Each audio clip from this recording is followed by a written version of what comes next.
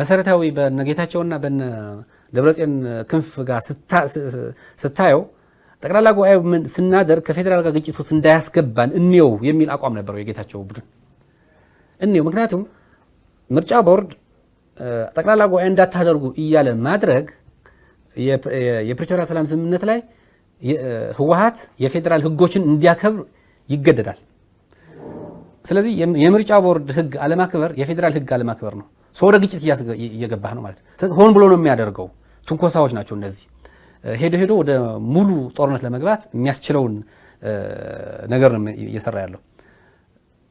በዚህ በኩል ደግሞ በጌታቸው በኩል ደግሞ ነገሮች በድርድር እንያቸው። ምክንያቱም የፕሪቶሪያ ሰላም ስምምነት ብዙ ሩም ከፍቷል።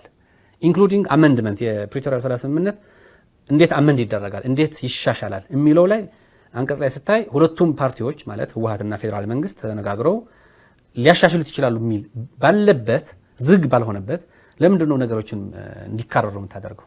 ስለዚህ ነገሮችን እንዲካረሩ የምታደርገው ምናልባት ሁልጊዜ የሚያደርጉት ሚስ ካልኩሌሽን የተሳሳተ ስሌት ጫናዎች በመፍጠር የፈለግከውን ማድረግ ትችላለህ የሚል ስሌት አለባቸው።